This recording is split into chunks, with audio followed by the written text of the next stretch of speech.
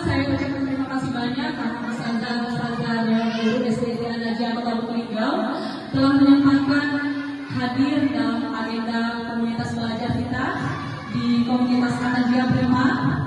Prima itu dimana memiliki akronim prestasi, iman, dan takwa, mandiri, dan akhlak mulia. Jadi Prima itu adalah visi, akronimnya dari visi SDT An-Najiyah Kota Lubuk Linggau. Jadi anak rasa ustazah sudah tahu visi-visi sekolah kita ya. Alhamdulillah rabbil alamin wassalatu wassalamu ala asyrofil anbiya'i wal mursalin sayyidina Maulana Muhammad wa ala alihi wa sahbihi ajma'in. Alhamdulillah rabbil alamin. Puji syukur marilah kita panjatkan kepada Allah Subhanahu wa taala yang telah memberikan kita nikmat sehat, kesempatan, dan insyaallah mudah-mudahan kita diberikan umur yang panjang. Amin. Sehingga kita bisa mengagendakan hari ini dalam komunitas belajar dengan tema diseminasi aksi nyata. Nah, di sini di diseminasi aksi nyata ini, ustazah, jadi akan mohon izin untuk 1 jam ke depan mewakili ustazah sekalian. Sebenarnya ini bukan praktik baik. Bukan praktik baik, karena kalau praktik baik itu saya sudah menyeluruh, sudah mengerjakan semuanya, tapi ini adalah ajang kita belajar bersama-sama karena kurang lebih 2 bulan dalam pendidikan guru penggerak ini yang sudah saya dapatkan, dan batas modul yang sudah dicapai adalah modul 1.4 dengan budaya positif yang ada di sekolah dan di lingkungan sekolah kita. Salawat beriring salam adalah kita haturkan kepada junjungan kita Nabi besar Muhammad Sallallahu Alaihi Wasallam. Allahumma sholli ala sayyidina Muhammad wa ala ali sayyidina Muhammad. Semoga kita umat muslim yang mendapatkan syafaatnya di yaumil akhir nanti. Amin Allahumma.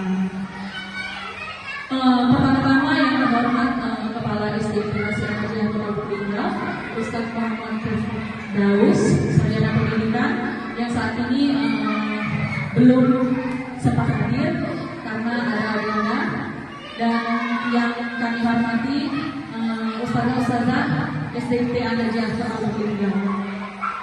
Dan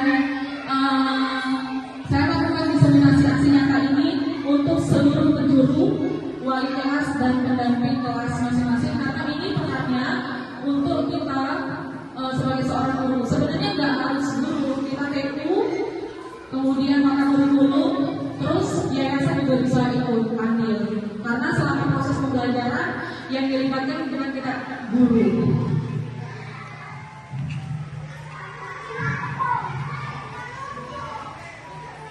Izin memperkenalkan, di sini ada fasilitator saya dan ibu pengajar praktik. Mereka adalah orang-orang hebat yang mensupport saya, membimbing saya. Jadi apapun kegiatan-kegiatan yang saya lakukan, kemudian apapun tugas-tugas yang diberikan, beliaulah yang membantu saya sebagai fasilitator dengan menuntut saya untuk mengarahkan kegiatan-kegiatan apa saja yang harus saya kerjakan. Jadi di sini ada fasilitator Ibu Resi Rizky Hairani. Beliau bertugas di Palembang dan beliau juga tinggal di Kota Palembang. Kemudian di sebelah kiri saya Ibu Fatmasari selaku pengajar praktik yang setiap bulan selalu ikut andil membersamai kita. Bukan hanya saya yang membersamai, tapi juga guru-guru di SDT An-Najiyah Kota Lubuk Linggau. Jadi Ibu Fatma ini mendorong komunitas sekolah kita bergerak tidak, lanjut tidak, atau apa dampak dari komunitas belajar ini. Jadi pengaruh dan penilaiannya bukan hanya kepada satu individu, tapi untuk guru-guru yang lain. Jadi kawan-kawan yang Ibu Fatma lakukan di sekolah kita sudah diterapkan belum di sekolah kita? Kalau memang belum diterapkan, ustazah, kalau belum diterapkan, berarti ketika ada materi-materi, terus ada penemuan-penemuan baru, nah kita coba terapkan di sekolah kita. Dan saya sendiri yang sangat familiar di SDT An-Najiyah Kota Lubuk Linggau, Indri Kristia, calon guru penggerak angkatan 11 Kota Lubuk Linggau. Nah, di sini temanya tentang budaya positif. Jadi modulnya tentang budaya positif. Sebelum saya masuk ke dalam materi budaya positif, jadi ustazah kita lakukan ice breathing dulu. Ustazah dimohon untuk berdiri biar kita semangat karena habis lomba habis capek ya. Jadi ustazah berdiri dulu. Iya. Oke. Jadi permainannya itu sebenarnya kalau orang-orang bilangnya ular, cacing, gajah dan semut. Tapi untuk merangkum ice breathing-nya saya namakan saja sebenarnya dan sebaliknya. Jadi ustazah lakukan dengan gerakan, kemudian dengan suara juga. Jadi saya contohkan misalnya ular panjang sambil teriak, ular panjang, cacing pendek, gajah besar, semut kecil. Paham ustazah? Tapi diikuti dengan suara, oke? Oke. Are you ready? Oke. Konsentrasi ya. Ular, semut, gajah, cacing. Oke, kita ulang sekali lagi sebelum kita masuk ke sebaliknya. Oke, ular, cacing, gajah, semut. Oke, sudah paham ya ustazah? Sekarang kita masuk ke sebaliknya. Tapi dengan suara yang sesuai dengan gerakan yang salah atau sebaliknya. Saya contohkan misalnya ular. Misalnya ular panjang, cacing pendek, gajah besar, semut kecil. Paham ustazah? Ya, kata-katanya benar tapi gerakannya yang sebaliknya. Oke, siap? Oke. Ular, cacing, gajah, semut. Oke, kita ulang sekali lagi ya. Oke, kita ulang lagi ya. Ular, cacing. Sabar minum ya. Kita ulang lagi ya. Oke, selanjutnya ular, cacing, gajah, semut.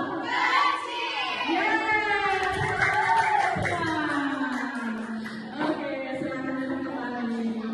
Apakah sudah semangat? Oke, terima kasih ya saudara-saudara sekalian. Nah, kembali ke lab. Jadi temanya adalah budaya positif. Jadi ustazah, ada yang tahu nggak budaya positif itu apa? Ada yang tahu nggak? Iya, budaya positif di sekolah itu adalah nilai-nilai kebajikan atau disiplin positif yang telah kita sepakati ya. Sehingga tujuannya adalah anak itu menjadi pribadi yang lebih baik lagi, hormat dan bertanggung jawab. Tapi tujuan utama sebenarnya kalau kita dalam pembelajaran, terus ketika kita di sekolah, tujuan dalam filosofi pemikiran Ki Hajar Dewantara adalah 1.1 yang saya pelajari. Dan fokusnya guru adalah berpihak pada murid. Berpihak pada murid itu apa, Zan? Ada yang tahu nggak? Pembelajaran yang berpihak pada murid. Ada yang tahu nggak? Ya, pembelajaran yang berpihak kepada murid. Nah, mungkin ustazah pernah menanya, tapi bingung penyusunan kata-katanya. Jadi berpihak pada murid itu dikategorikan dua. Kalau menurut filosofi pemikiran Ki Hajar Dewantara itu ada dua. Dan saya baru mendapatkan ketika pendidikan itu di awal. Jadi ada dua yang terdiri dari kodrat alam dan kodrat zaman. Jadi kodrat alam itu yang saya pikir pengaruh dari kodrat alam itu adalah ya alam lingkungan sekitar. Tapi tidak. Ternyata definisinya sedikit lebih luas. Dan itu mencakup dari intrinsik dari dalam diri peserta didik. Contoh, ketika kita memiliki 30 siswa di kelas dengan 30 macam karakter, terus di lingkungan sosial 30 macam juga, dengan asuhan ibu bapak yang berbeda-beda. Ternyata dari lingkungan, kemudian dari kebiasaan dari dalam diri mereka, terus cara mereka berkehidupan di dalam lingkungan sosialnya, kebiasaan-kebiasaan yang ada pada diri mereka. Contoh, ketika anak tersebut di bawah asuhan yang mungkin bukan bernada kasar, tapi bernada bicara yang agak sedikit kuat. Jadi lingkungannya berbicara agak sedikit kuat. Karena ketika berbicara sedikit lembut, mungkin tidak terdengar. Kan ada yang seperti itu. Dan itu tidak bisa kita kategorikan sebagai anak ini tuh nakal, anak itu temperamen, anak itu kasar. Tidak. Karena itu karakter yang dibawanya. Kemudian ada anak yang lembut, mengeluarkan suara itu seperti luar biasa halusnya. Mungkin itu turunan atau kebiasaan yang ada pada diri anak yang dibesarkan oleh ibu bapak yang mungkin dengan tata cara yang lembut. Nah, ketika anak berbicara agak kuat atau memang biasa dengan kata-kata yang kasar, kita tidak boleh mengatakan bahwa karakter anak itu tidak baik atau negatif. Karena tidak semua anak yang lahir itu punya keunikan dan keberagaman yang berbeda-beda. Dan tugasnya guru, seperti yang saya dengar, dan ini menjadi sebuah pertanyaan juga untuk diri saya. Ketika kita punya 30 siswa, apakah kita harus berpihak pada murid dengan 30 metode pembelajaran? Ini anak ini kita tanya dulu, nah maunya belajar hari ini seperti apa? Yang ini maunya belajar seperti apa? Apakah kita harus menerapkan metode 30 anak? Tidak. Jadi ini kalau berpihak pada murid dengan menggunakan 30 metode dengan 30 siswa yang berbeda-beda, maka dengan 2 guru dalam satu kelas, saya yakin pembelajaran itu terbengkalai dan tidak mencapai tujuan. Nah, yang dimaksud berpihak pada murid itu ketika perbedaan karakter yang dibawa oleh anak-anak itu, mereka sudah bawa karakter mereka masing-masing. Mereka sudah bawa kebiasaan mereka masing-masing, kemudian dimasukkan dalam satuan pendidikan di sekolah khususnya. Nah, tujuan orang tuanya adalah mendapatkan pendidikan yang sesuai dengan apa yang mereka harapkan. Jadi kalau 30 anak itu, kita bisa merangkum kegiatan pembelajaran dengan media interaktif namanya. Kalau media interaktif itu, Ustazah, atau teknologi interaktif, itu bisa melibatkan teknologi. Dan kalau sarana prasarana di sekolah kita tidak memadai dengan menggunakan teknologi, kita bisa menggunakan pembelajaran yang menyenangkan. Jadi seperti yang saya lakukan sebelumnya ketika mengawali diseminasi aksi nyata saya melakukan ice breaking. Nah, gunanya apa? Ketika anak itu merasa bosan, terutama pada pembelajaran matematika dan bahasa Inggris, yakin saya juga menilai pembelajaran itu ketika waktu sekolah adalah pembelajaran yang sangat sulit. Sulitnya apa?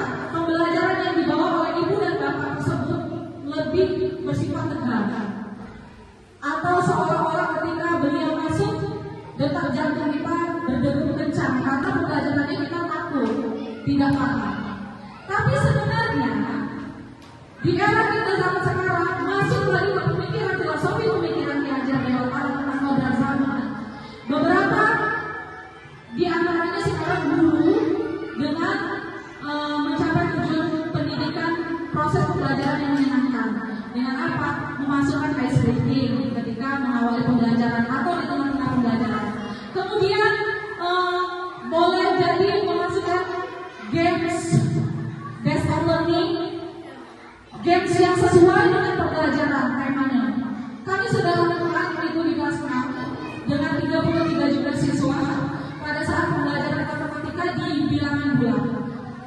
Jadi di bilangan bulat itu saya yakin anak-anak hanya dominan 1-2 orang yang mungkin ikut les di luar yang dominan matematika di kelas 6. Tapi ketika saya bagikan kelompok, sudah saya jelaskan materi, sudah saya berikan contoh dan penjelasan, tanya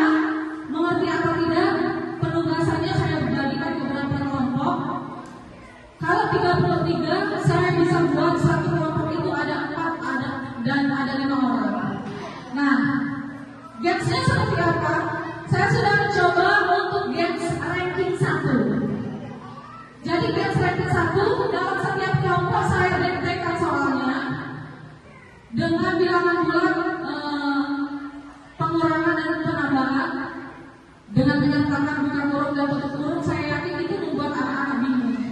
Tapi ketika saya buat menjadi beberapa kelompok dengan permainan yang satu, mereka mencari loh. Anak-anak yang diam itu mencari. Karena apa? Karena menurut mereka pembelajarannya tidak seperti tegang di bawah sendiri, tapi bersama-sama dengan kelompok-kelompoknya. Nah, kemudian itu games based on learning sesuai dengan pembelajaran. Games yang tidak sesuai dengan pembelajaran banyak sekali. Saya yakin ustazah-ustazah pasti sudah menerapkan kegiatan-kegiatan itu yang mungkin luar biasa, yang kita tidak tahu, tapi mungkin sudah diterapkan di kelas-kelas dan mungkin anak-anak sudah menyukai ustazahnya, kemudian sudah menyukai pembelajarannya. Lanjut, di sini ada perubahan paradigma. Jadi seperti yang saya katakan ustazah, di sini ada sekolah. Sekolah itu punya 4 harapan. Harapan dari pendidikan di Indonesia. Yang pertama menyenangkan. Ialah terciptanya pembelajaran yang tidak hanya memberikan materi, tapi diselingi juga kegiatan-kegiatan yang menyenangkan. Kemudian ada lingkungan positif, lingkungan yang melakukan pengibasan kegiatan baik, seperti misalnya kita dewan guru. Ketika anak bertanya dengan kita, jangan kita jawab tidak tahu, tanya sama ustazah yang tahu.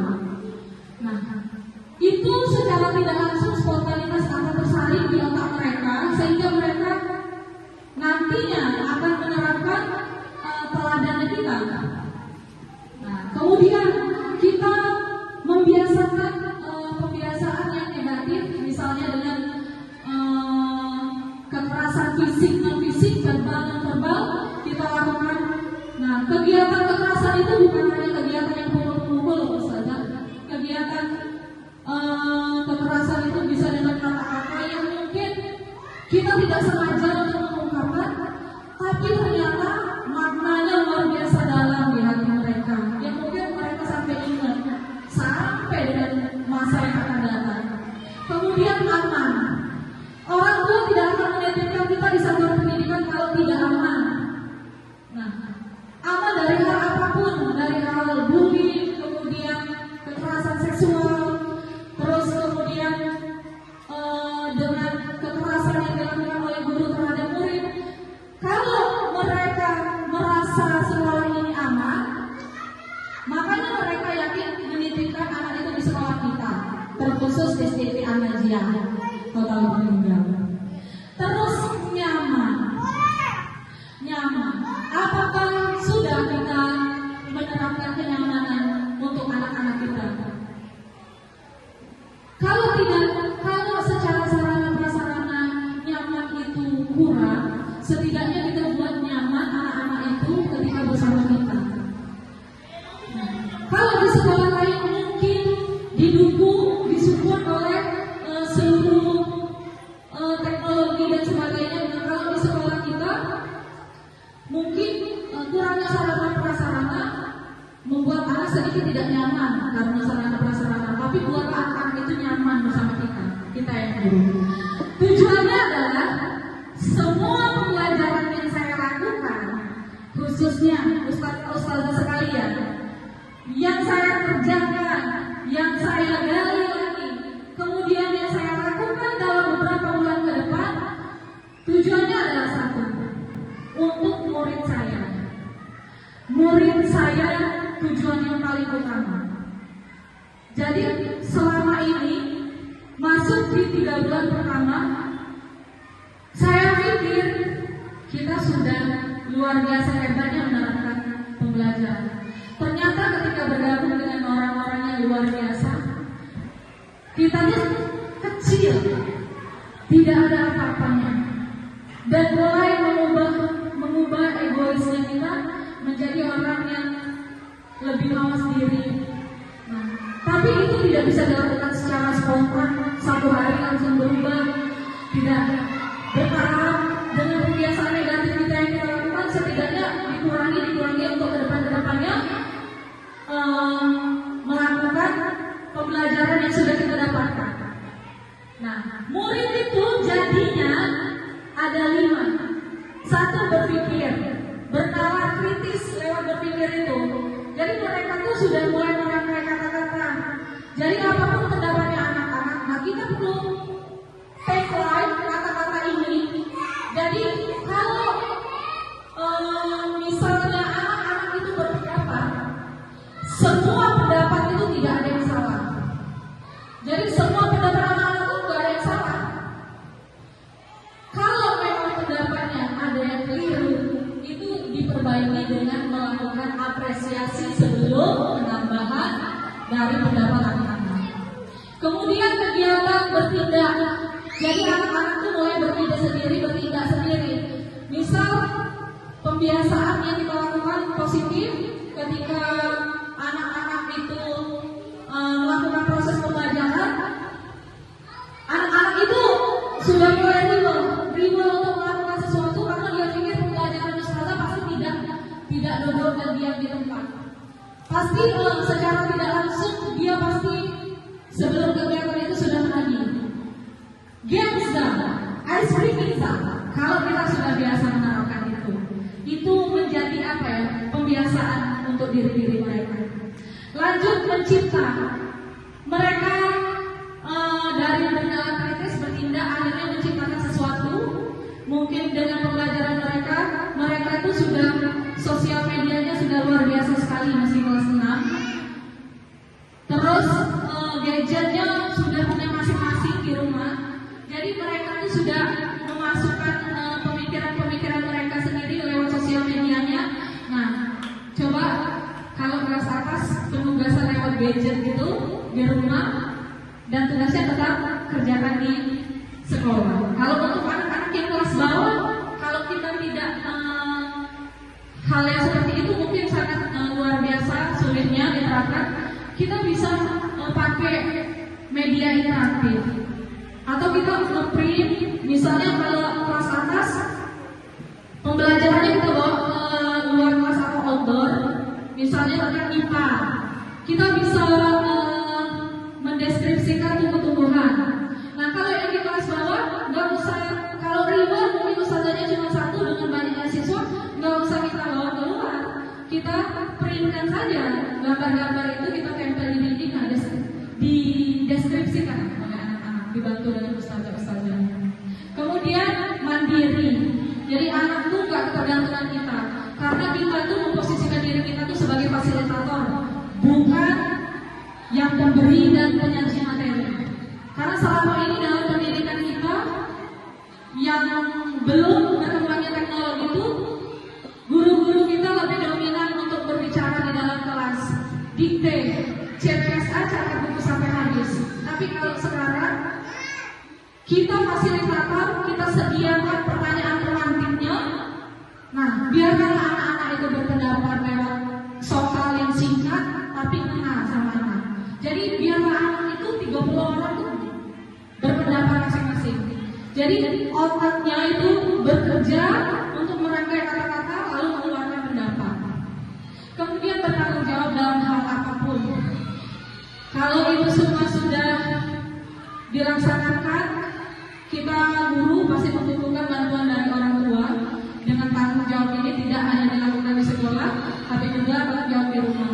Kalau di rumah kita tidak bisa melakukan kontrol, tapi di sekolah kita bisa melakukan kontrol dengan anak kita masing-masing. Lanjut, Ustazah, perubahan paradigma.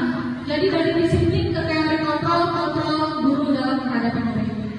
Disiplin ini adalah saya tidak mengatakan itu adalah aturan, tapi nilai-nilai kebajikan universal yang ada di disiplin. Sebagian kita awal pada kata-kata disiplin itu adalah aturan, padahal sebenarnya itu adalah teori yang salah. Karena disiplin itu bukan aturan, tapi lebih tepatnya tentang kesepakatan. Di sekolah, saya pribadi menyatakan disiplin itu adalah aturan. Ternyata kata-kata aturan itu efek atau dampaknya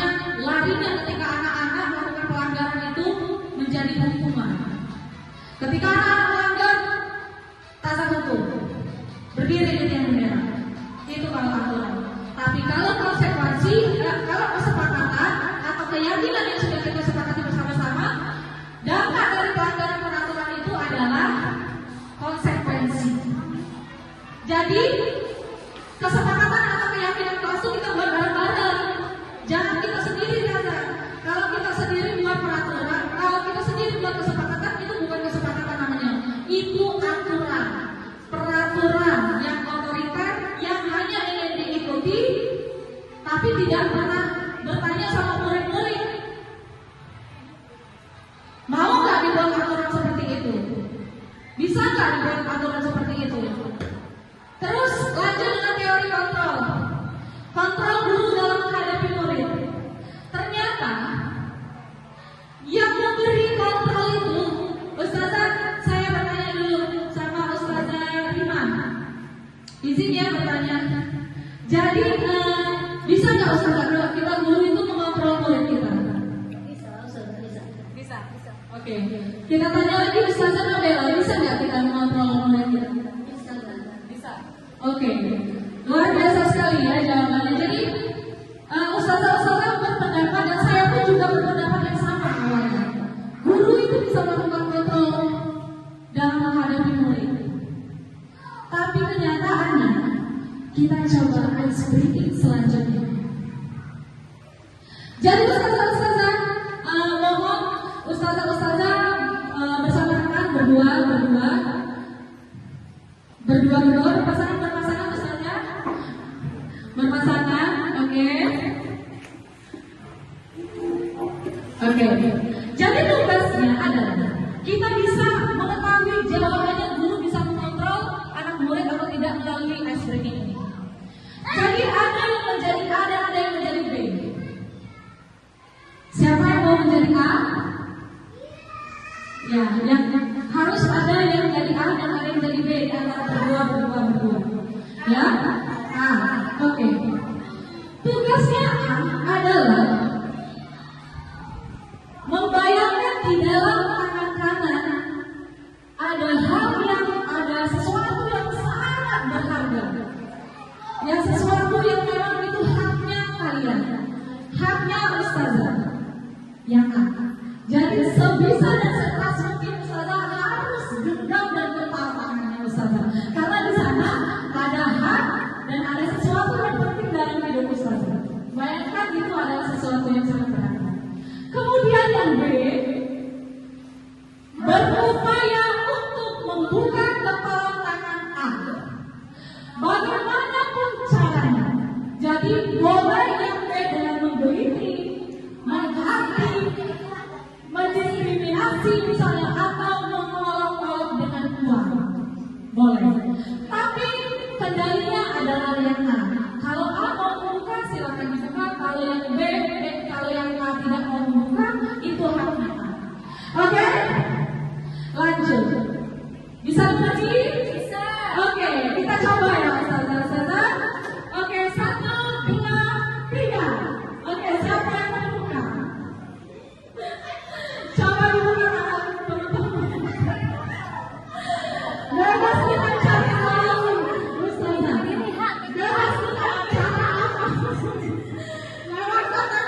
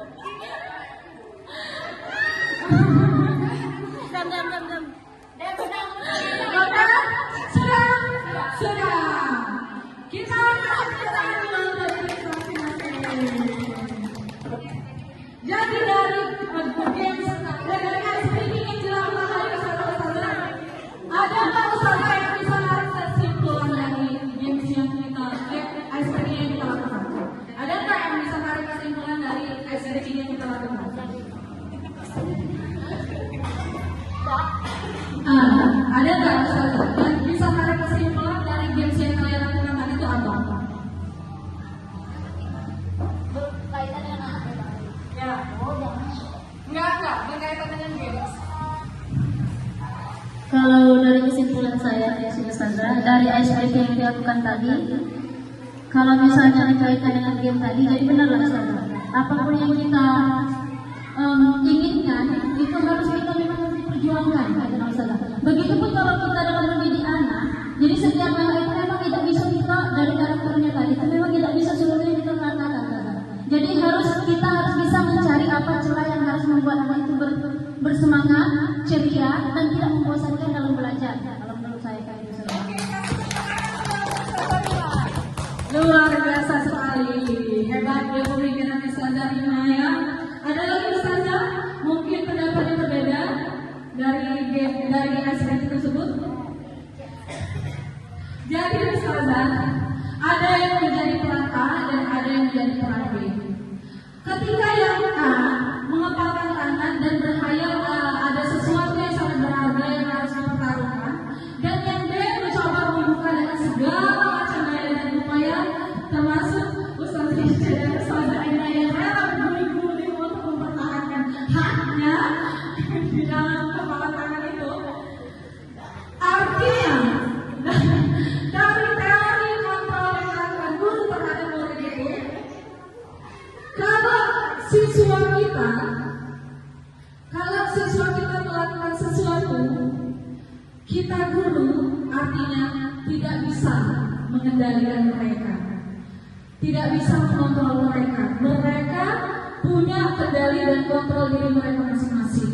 Apapun yang kita lakukan dengan iming-iming uang, dengan iming-iming sesuatu atau menggelitik dan sebagainya, kalau mereka berkata untuk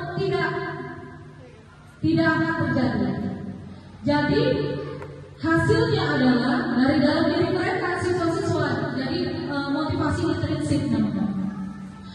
Jadi luar biasa hak kita itu atau sesuatu yang dilakukan peserta didik punya keyakinan dan tekad yang mereka masing-masing akan lakukan. Nah, itu kita tidak bisa mengubahnya. Guru tidak bisa mengubahnya. Dan ini adalah definisi pemikiran saya yang salah sebelumnya. Ketika saya berpikir guru itu adalah kendali seperti kereta dan penumpang. Saya masinisnya, kalian penumpangnya. Kalau kalian bilang berhenti, saya tidak mau berhenti, tetap melaju, maka saya tetap memilih untuk melaju tanpa mendengarkan perkataan siapapun. Itulah yang namanya kontrol diri masing-masing. Jadi kita tidak bisa dengan segala daya dan upaya. Bahkan kalau dalam berkehidupan kita di rumah, kalau kita meyakini sesuatu yang kita lakukan itu benar, sekalipun orang-orang terdekat kita, maka kita tidak akan bisa mengubahnya. Itu. Dan ini sudah kita jawab. Kita sendiri yang memegang kontrol atas kepala tangan kita. Apakah kita membuka atau menutup kepala tangan kita, itu bergantung pada diri kita masing-masing sesuai dengan kebutuhan dasar kita saat itu. Lanjut, perubahan paradigma teori kontrol. Di sini ada pendapat Dr. William Glazer dalam kontrol teori yang kemudian berkembang dinamakan choice theory, merumuskan beberapa miskonsepsi tentang makna kontrol. Miskonsepsi itu ada pemikiran yang salah. Yang saya pribadi, selama teori ini, 4 ini, ternyata ini ada pada diri saya. Ternyata miskonsepsi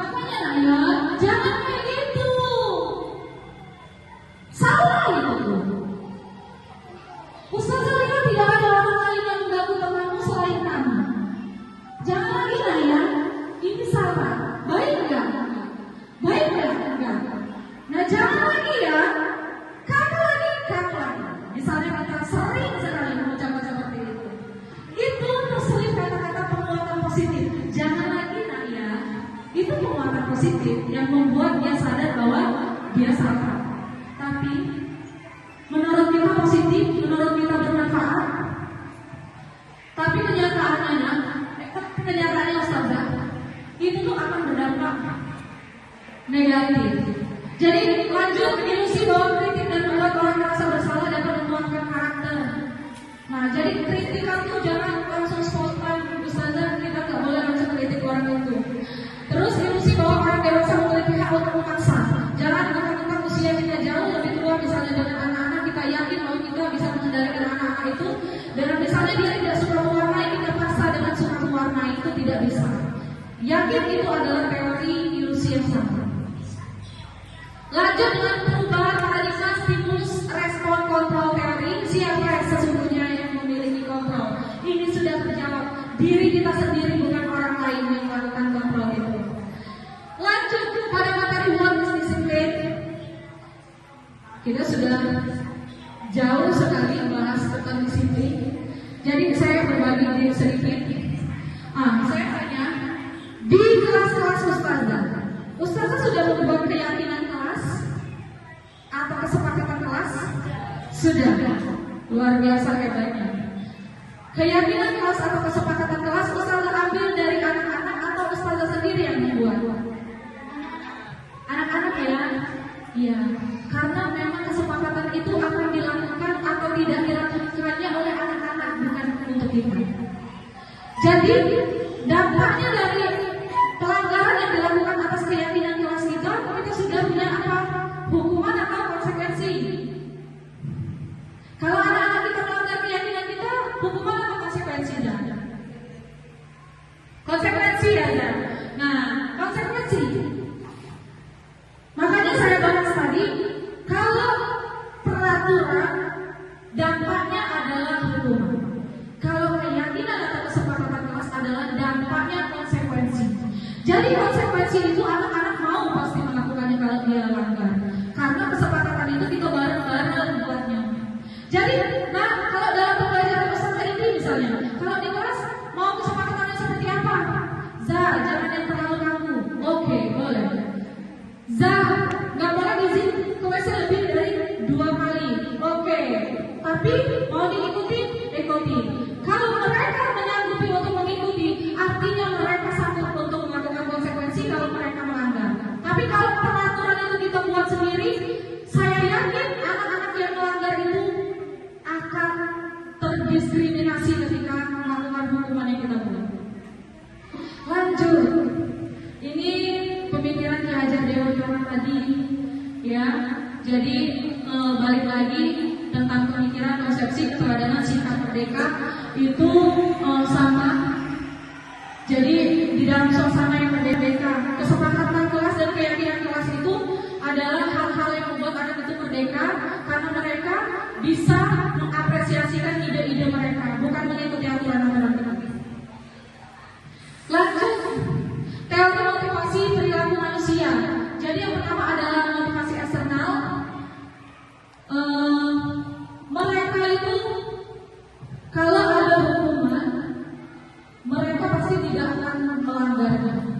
Kalau mereka melanggarnya, mereka pasti dapat hukuman. Terus motivasi eksternal untuk mendapat imbalan dari orang lain. Apa yang akan saya dapatkan ketika saya melakukannya? Nah, ini saya sering kali 2 tahun yang lalu saya selalu menerapkan ini. Ternyata saya menyadari ada hal yang sangat luar biasa ketika saya tidak membenahi. Dari rombongan Hanif, siswa saya yang waktu duduk di kelas 3 dan saat ini di kelas 5, artinya 2 tahun yang lalu.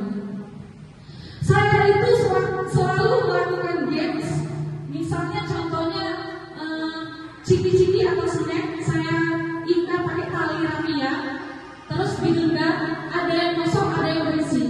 Siapa yang bisa jawab soal dari Ustazah?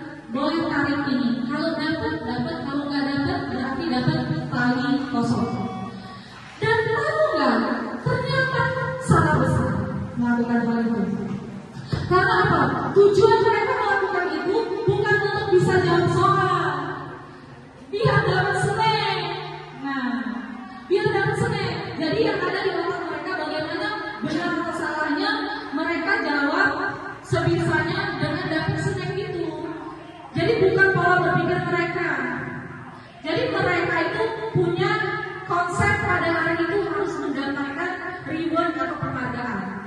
Setelah kita tidak menerapkan reward atau penghargaan itu, mereka pasti tidak akan mau angkat tangan. Karena pasti mereka bertanya, Zah, hadiahnya mana? Kalau nggak ada hadiah, males kan? Pasti dampaknya seperti itu. Dan itu hal-hal yang sepele yang baru dipahami. Lanjut ke motivasi internal. Untuk menghargai diri sendiri, saya akan menjadi orang seperti apa jika saya melakukannya. Nah, inilah kendali pada diri kita. Kalau kitanya mau membenahi apa yang keliru, insya Allah nanti seiring berjalannya waktu juga berubah. Lanjut di sini adalah hukuman, konsekuensi, dan restitusi. Hukuman itu, Ustazah, coba dilihat hukuman itu adalah sesuatu yang menyakitkan, yang membekas di otak dan hati mereka seumur hidup mereka. Terus tidak nyaman, jangka waktu yang panjang, saya bilang tadi seumur hidup membekas. Terus korban mendapatkan keadilan. Jadi untuk pelaku itu merasa diskriminasi, korban pembelaan, keadilan. Itu dampaknya positif kalau korban mendapatkan keadilan, karena korban yang tersakiti pasti mendapatkan keadilan. Terus murid atau anak yang tersakiti, perilaku pasif agresif meningkat. Nah, kalau konsekuensi sesuatu harus terjadi. Jadi kalau ada anak yang berantem, kita jangan kasih hukuman dulu, tapi itu masuk nanti di materi segitiga restitusi. Di sini ada setelah ini ada restitusi. Yang paling baik, yang saya yakin Ustazah sering melakukan yang mana Ustazah? Kejujuran saya, hukuman, konsekuensi atau restitusi? Restitusi ya, Masya Allah, hebat Ustazah Rima. Untuk Ustazah yang lain, lebih sering yang mana Ustazah? Biar kita melakukan refleksi atas kesalahan-kesalahan kita. Apa? Konsekuensi. Ya, konsekuensi. Dan jujur, ketika baru menjadi guru saya banyak menerapkan hukuman. Mau salah atau tidak, menjelaskan atau tidak, tak tahu. Hukuman itu adalah peraturan yang paling dominan yang saya kerjakan. Lanjut mungkin konsekuensi. Jujur menerapkan restitusi dengan hati tenang dan tidak mendiskriminasi siswa baru beberapa kali saya lakukan. Dan dampaknya Masya Allah luar biasa. Dan saya sampai melaporkan hasil dari restitusi saya secara real tanpa ada adegan-adegan sandiwara atau skenario yang saya buat. Dan itu baru terjadi kemarin. Saking bangganya dan bahagianya saya ketika hasil restitusi itu sangat luar biasa. Saya melaporkan dengan fasilitator saya dengan video seadanya. Ibu, Masya Allah, restitusi yang saya pelajari di modul ini, ketika saya menemukan siswa saya yang berkelahi, ternyata baru menyadari saya salah untuk jadi guru. Karena dulu jujur tidak pernah melakukan restitusi. Baru 1-2 kali melakukan restitusi, hasilnya luar biasa. Siswa yang dicap paling aktif di sekolah ini luar biasa dengan kenakalan dan keaktifannya, ternyata bisa lulus di restitusi ini. Dan saya nanti akan memberikan sedikit cuplikan videonya, karena saya hanya sempat merecord sedikit video dari hasilnya, tapi untuk skenario perkataannya tidak sempat karena di sana ada adegan anak yang menangis. Terus keyakinan kelas. Jujur, selama ini keyakinan kelas yang kita lakukan itu hanya sebatas omongan. Nah, mau belajar sama Ustazah seperti apa? Ini Zah. Ternyata keyakinan kelas itu atau kesepakatan kelas itu harus dibuat, Zah.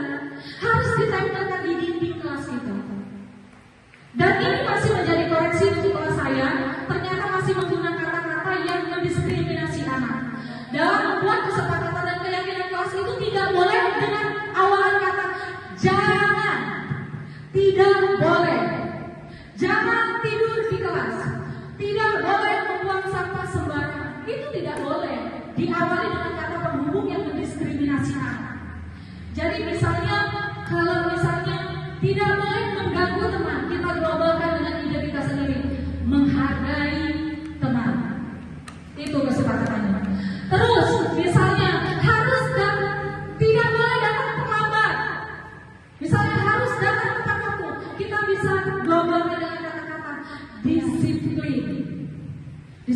menyangkut apa saja. Kemudian kita bisa misalnya dengan membuang sampah sembarangan. Jangan membuang sampah sembarangan.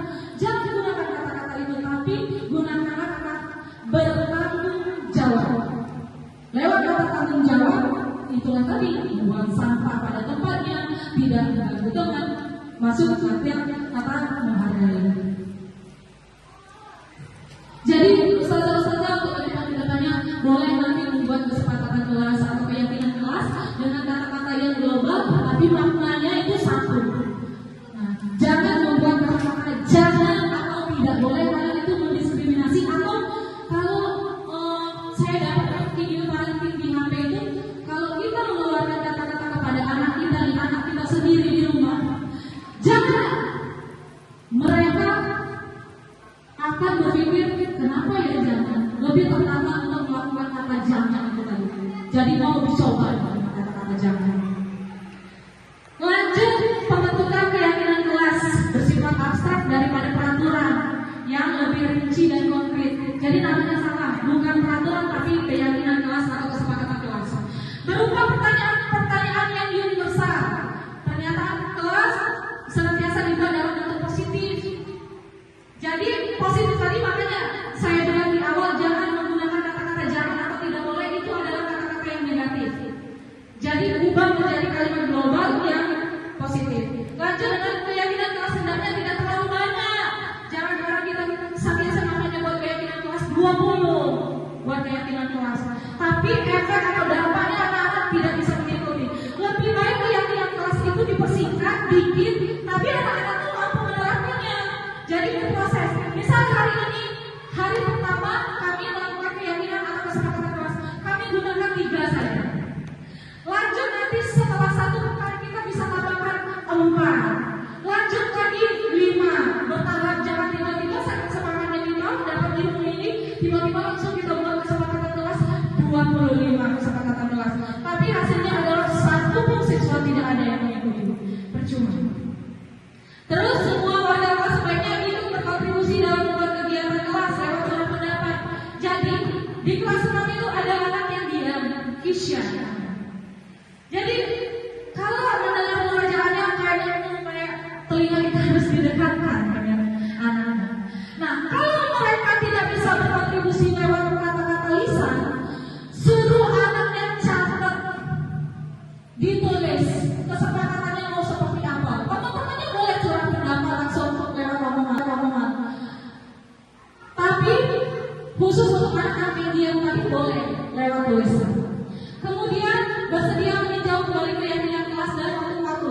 Jadi keyakinan kelas itu ustazah tidak seumur hidup, ustazah. Jadi keyakinan kelas itu tidak seumur hidup. Keyakinan kelas itu bisa kita refleksi dan kita ganti. Kalau tidak sesuai kita perbarui lagi. Kalau yang ini anak-anak sudah menerapkan, sudah bisa semua, kita ganti lagi. Gak usah berlaku seumur hidup kayak KTP, enggak. Jadi kesepakatan kelas, kalau seandainya memang anak-anak ini ternyata sudah tercipta anak-anak yang menghargai teman, kita ubah menghargai teman, kita masukkan lagi kesepakatan yang lain. Jadi boleh per minggu atau per bulan boleh kesepakatan kelas, kita tergantung kebutuhan. Membuat kesepakatan kelas ini adalah contohnya ya ustazah, boleh pakai kertas post-it ustazah. Jadi kertas post-it ini ditempel di dinding boleh, kalau boleh juga ngeprint lewat kartu boleh, atau boleh berkreasi semaksimal ustazah. Bentuknya ini contohnya tidak terlihat ya ustazah, di sana ada komitmen, tanggung jawab, saling menghargai, jujur dan peduli. Ini kata-kata global tapi maknanya dalam. Terus 5 kebutuhan dasar manusia. Penguasaan yang pertama bertahan hidup pasti. Bertahan hidup itu pasti tujuan manusia. Dengan makan dan minum, terus mendapatkan pendidikan, itu adalah tujuan hidupnya. Yang kedua penguasaan. Jadi ada di diri anak itu seolah-olah mereka bisa, mereka ingin menguasai dia. Karena kontrol yang terjadi ada di diri mereka. Kalau mereka berani, mereka dominan. Kalau mereka tidak berani, bagaimana mendorong mereka untuk menjadi anak yang berani. Lanjut kasih sayang dan rasa diterima. Jadi kalau anak-anak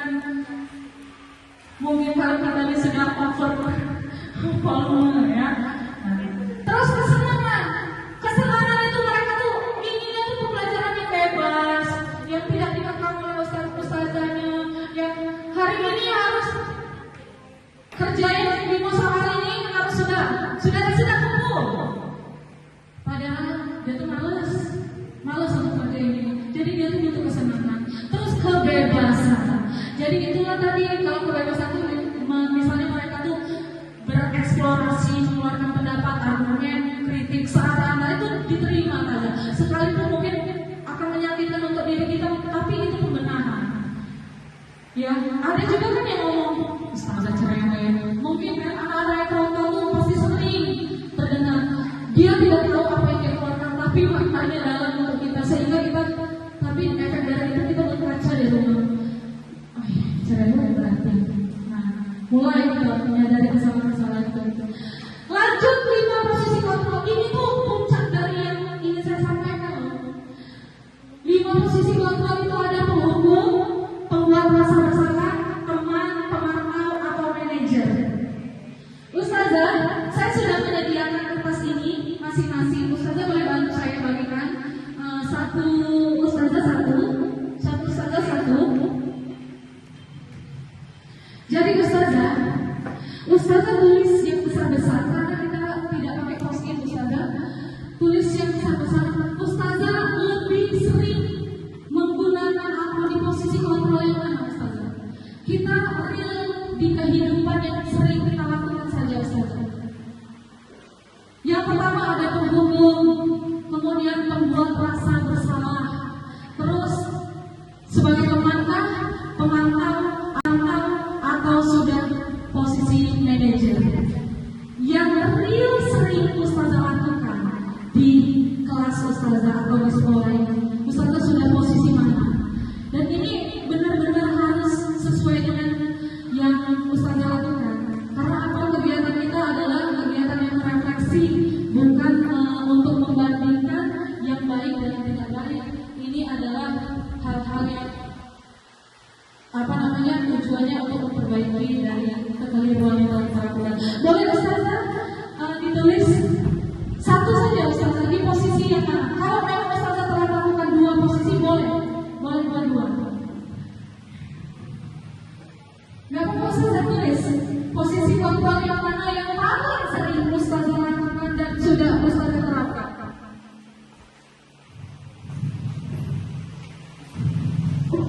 Saya baca ya, penghubung itu orang-orang yang menjalankan posisi penghubung. Senantiasa mengatakan bahwa sekolah memerlukan sistem atau alat yang dapat lebih mendekatkan murid-murid lebih dalam. Penghubung itu tadi ketika anak melakukan pelajaran atau kesalahan, ustazah langsung senantiasa memberikan hukuman. Misalnya kayak itu penghubung. Terus pembuat rasa bersalah itu dengan nada yang keras.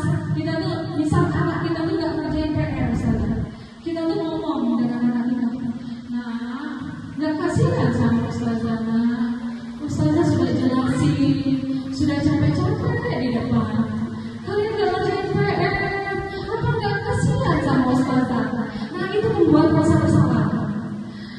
Teman, ayo anak kerjain. Nah itu teman, posisi teman. Terus pemantau, posisi pemantau ini masuk dari teori stimulus respon yang menunjukkan tanggung jawab guru dalam mengontrol murid. Jadi melakukan kontrol terus, apapun kegiatan siswanya kita berikan kontrol terus terhadap peserta-peserta didik kita ini. Jadi sudah sebatas mana? Terus di rumah ngapain? Nah itu masuk di pemantau. Lanjut ke posisi yang terakhir, itu manajer. Posisi manajer ini sesuatu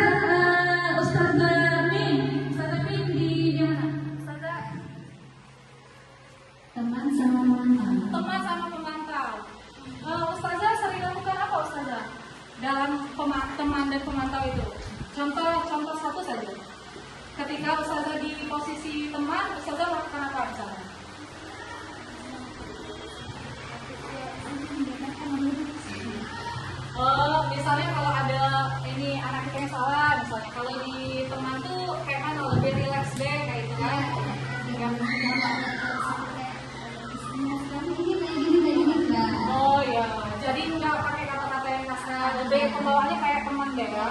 Oke. Oke, terima kasih Ustazah Bi. Lanjut dengan Ustazah Sulis, Ustazah. Sulit sama satu Ustazah Bi di teman. Ketika teman itu seperti apa tadi adanya? Contohnya misal di saya kan ada di kelas 3. Di kelas 3 itu ada anak misalnya yang mau menulisnya. Jadi kita udah semangat guys ya. Lebih cepat gitu. Lebih kayak teman ya, Pak. Iya. Oke. Terima kasih Tanda Sulis. Teman-teman yang lain ada nggak yang jawab pembuku pembuat rasa bersalah? Nah, coba Ustazah Nabila, pembuat rasa bersalah Ustazah. Kasih contohnya ya Ustazah ya, yang Ustazah lakukan. Misalnya kan kita sudah nulis soal di papan tulis ya. Nah mereka tuh udah nulis semua. Jadi apa tuh Ustazah capek-capek nulis ya dari rumah. Oh benar Ustazah. Benar ya Ustazah Nabila, benar. Itu tuh adalah kata-kata yang membuat mereka merasa bersalah dari kata-kata yang telah kita lakukan tuh. Dan itu pernah terjadi. Dulu pasti kita ada di posisi penghukum yang paling atas. Pokoknya nggak mau mendengar cerita apapun. Ketika siswa kita salah, hukum lah. Lari keliling lapangan 2 kali, kata kita. Tapi kita tidak bertanya suka atau tidak sukanya dia. Terus membuat rasa bersalah. Nah, Ustazah sudah capek-capek ngomong. Kalian nggak dengerin. Kalian ngomong apa nah? Baca tulisan apa kalian? Misal kayak gitu ya kita ngomong. Ustazah masih sering sekali dikasih. Baca tulisannya nanti nah ya setelah istirahat. Kasihan Ustazah dia sudah ngomong. Nah itu di posisi membuat rasa bersalah. Sehingga kata-kata yang kita omongin itu mulai masuk di pikiran mereka sehingga mereka, ya Allah salah aku, tulah kan, aku tidak dengerin kata-kata Ustazah tadi, salahnya. Nah itu dampak dari omongan kita yang kelas tadi membuat anak merasa bersalah. Teman tuh lebih enjoy.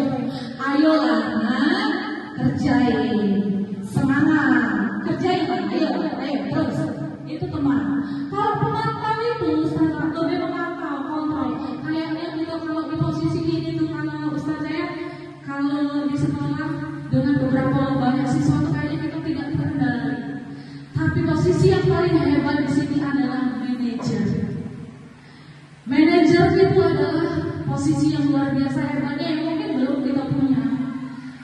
Tapi dari step by step 1, 2, 3, 4, 5 coba kita berusaha untuk setidaknya lakukan sampai posisi kontrol 3, 4, dan 5. Coba kita belajar hilangkan pembunuh dan membuat rasa bersalah, karena itu akan diingat sepanjang hayat mereka.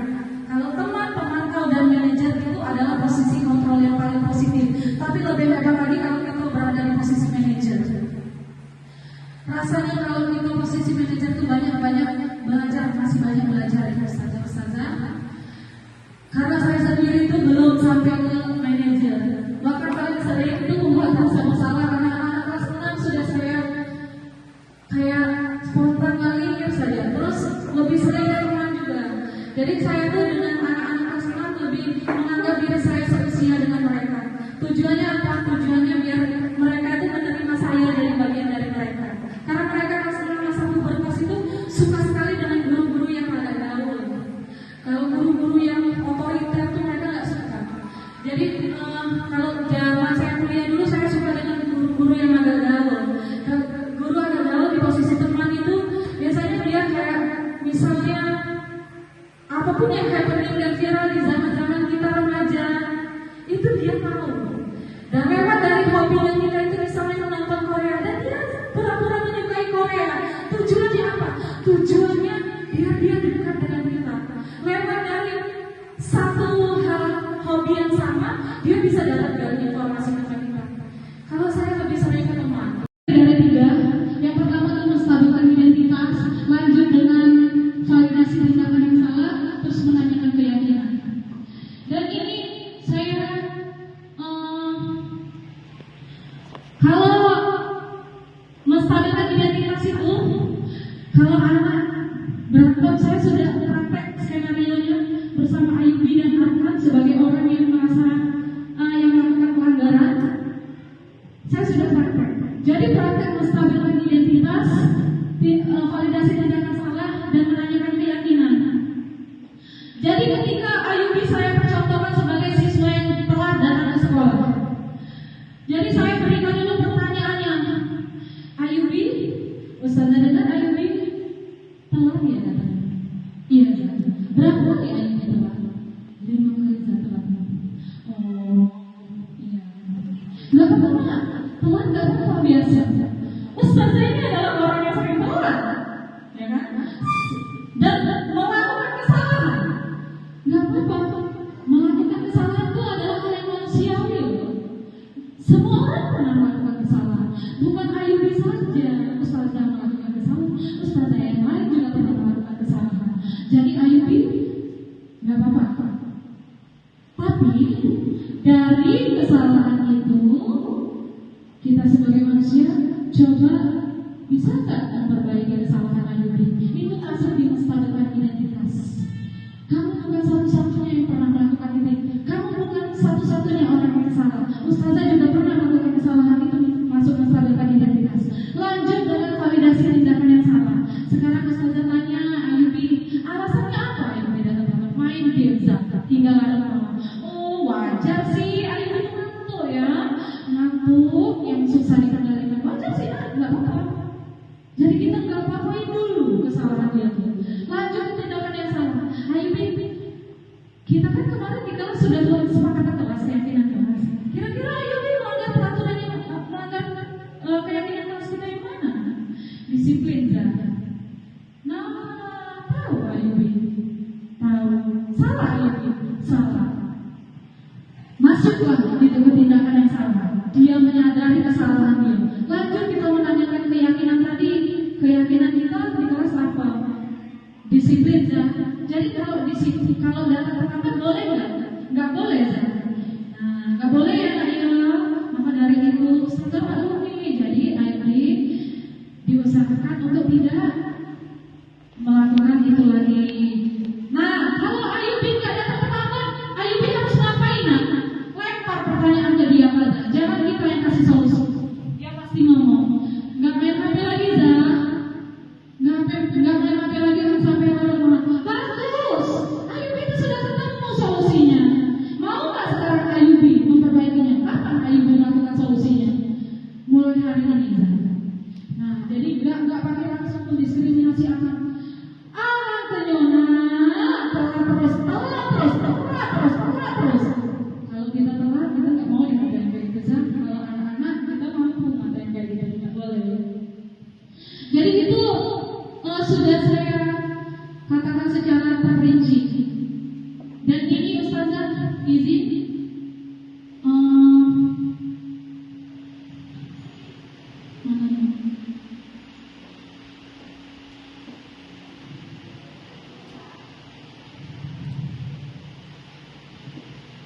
izin saya buka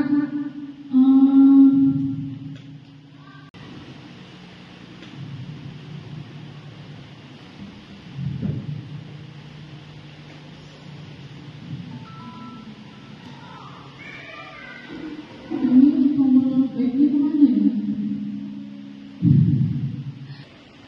Ini sebelum restitusi. Ini sebelum restitusi. Dan ini real terjadi tanpa ada skenario dari saya ya Ustazah. Semoga bisa. Bismillah.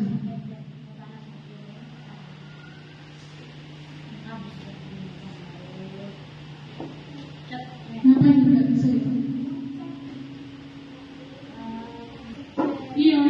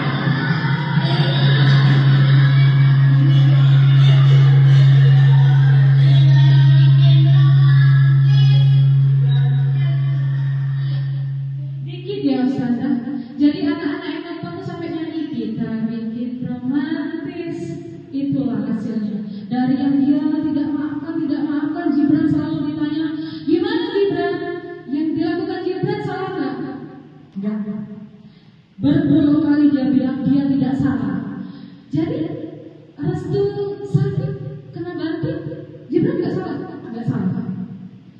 Jadi kayak mana Gibran? Saya baru lihat Gibran itu mau tanggung jawab itu selama ini dapat wali kelas Ustazah Nabila dan Ustaz Rizal, tahu kan kerasnya anaknya seperti apa. Ketika itu dia Gibran yakin Gibran salah. Jadi Gibran mau nggak? Tahu nggak? Kalau kita berbuat salah kita harusnya seperti apa? Dan tidak lagi. Jangan nggak lagi nak, karena bukan sama Faza, sama Restu. Minta maaf, sudah. Minta maafnya dengan tidak serius. Ulangi lagi, Restunya nggak mau maafin.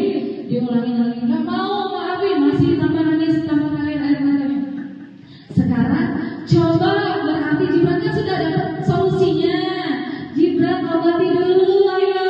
Mungkin dengan Gibran obati, hatinya Restu dioles-olesnya perutnya, dipijit-pijit sampai Gibran bilang, penting nggak Restu mau dipijit kepalanya oleh Gibran tanpa disuruh.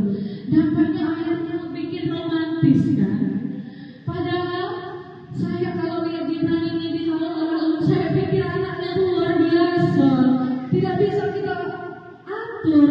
Tapi ketika kita menerapkan segitiga restitusi, coba deh Ustaz, dengan anak yang super sekalipun di sekolah kita, coba kita yakin akan sukses pakai segitiga restitusi itu. Tapi kita harus tahu dulu langkah-langkahnya, menstabilkan identitas dengan bilang apa yang anak lakukan itu wajar, manusiawi loh, gak apa-apa. Ustaznya udah pernah sering bahkan anak Ustaznya sudah hebat loh. Kalau berantem, misalnya temannya mau lari bola, yang satunya mau mempertahankan, akhirnya nonjok dengan orang yang mau merebut, gak apa-apa, hebat, wajar loh. Anak Ustazah nonjok temannya karena mau mempertahankan haknya kan? Iya, hebat. Tahu berarti haknya. Tapi lewat kata hebat itu Ustazah harus bilang, tapi adakah cara lainnya selain dari menonjok teman untuk mempertahankan haknya? Ada zat mungkin. Tapi dia ngomongin zat. Kalau dia tidak mau diomongin, adakah cara lain? Iya, nggak tahu lagi zat. Coba pikir, cara lainnya apa? Ngadu sama Faza. Hebat berarti tahu solusinya. Yaitu Ustazah, mungkin karena waktunya luar biasa hebatnya ya Ustazah. Terima kasih banyak Ustazah STT An-Najah Al-Muminah yang telah senantiasa memberikan saya waktu sehingga hari ini bisa memimpin atau menjadi coach bagi guru lain. Dan ini bukan saya yang sudah menerapkan, bukan, tapi ini adalah pembelajaran yang saya temukan, terus saya share, saya bagi-bagi. Nanti insya Allah kalau ada hal-hal yang baru yang saya temui, pasti saya bagi. Karena saya nggak mau ketika ilmu yang saya dapatkan, contoh ini adalah ilmu yang secuil saya dapatkan. Kalau saya lakukan bagi-bagi dan secuil ilmu bisa jadi besar dampaknya. Tapi kalau saya dapat ilmu besar, tidak saya bagikan dengan ustazah-ustazah, sudah secuil di diri saya sendiri saya jalankan. Karena kita ini komunitas, sebuah forum di satuan pendidikan, nggak bisa jalannya berbarengan. Saya punya partner Ustazah Yuli, Ustazah yang lain punya partner dengan ustazahnya sekalian. Pasti ustazah bisa combine satu kesatuan kolaborasi yang baik antara ustazah dan rekan ustazah. Jadi satu visi misi lewat kesepakatan kelas, lewat konsekuensi, lewat terus pembelajaran kita nih bisa dengan Ustazah Yuli. Dek, kita mau seperti apa nih? Adakah kita blend? Kita nggak punya lagi SBK. Dek, ada nggak SBK hari ini? Ada, boleh. Pendamping kita boleh. Jangan matikan pembelajaran itu hanya karena kita tidak tahu. Jadi bagikan, coba aja, rangkul. Nanti kalau seandainya ada portofolio hasil kegiatan saya, insya Allah akan saya bagikan nanti di akhir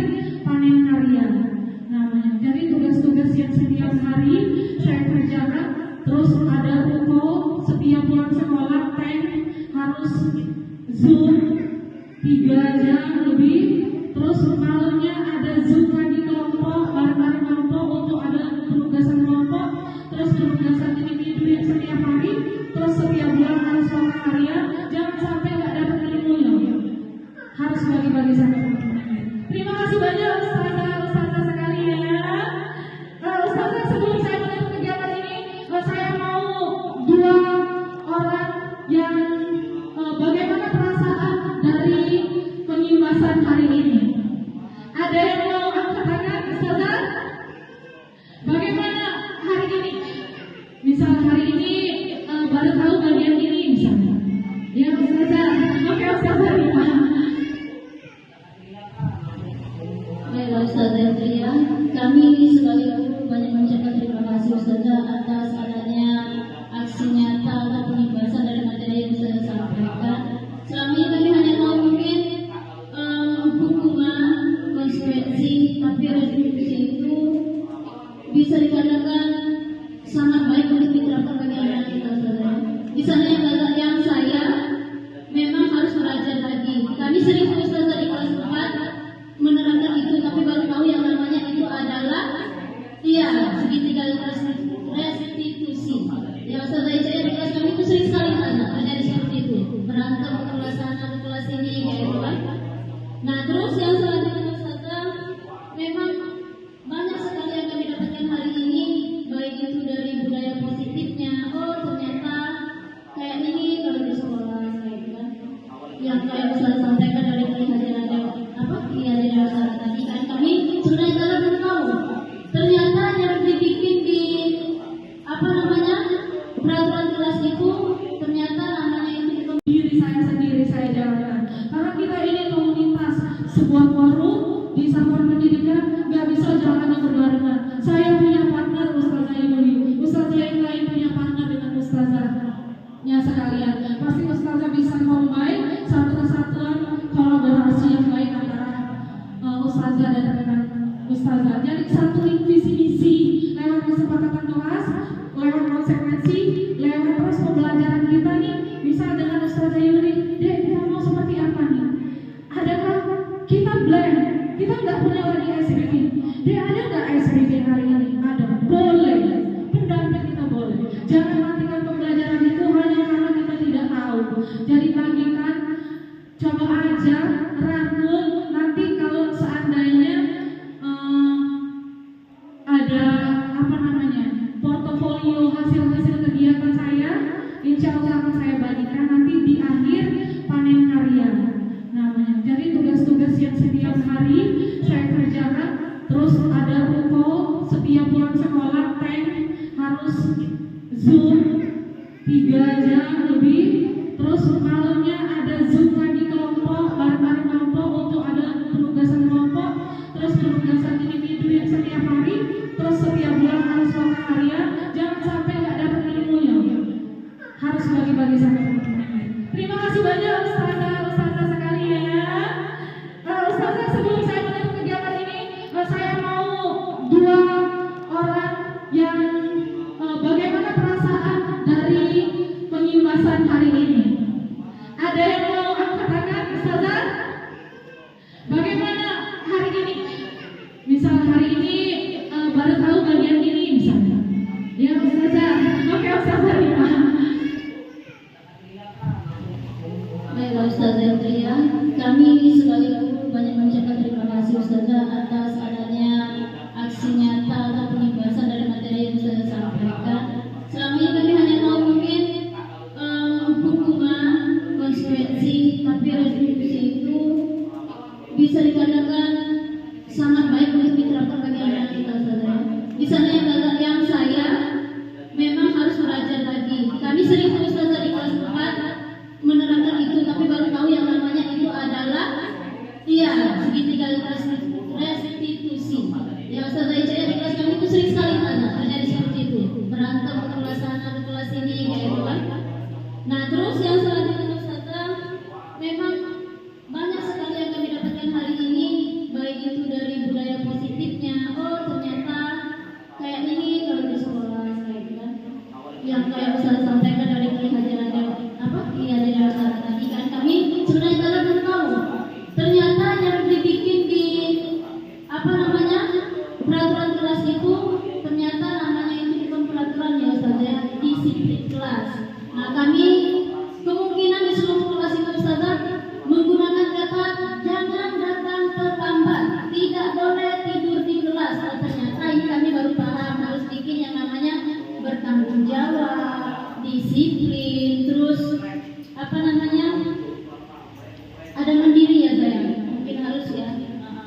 Ya terima kasih saudara, kami ucapkan terima kasih banyak sekali hari ini telah diberikan ilmu, semoga bermanfaat bagi kami semuanya, bisa diterapkan di sekolah kita saat ini. Terima kasih banyak Ustazah Rima atas apresiasi dari Ustazah ya. Terus ada Ustazah yang lain Ustazah? Tidak ada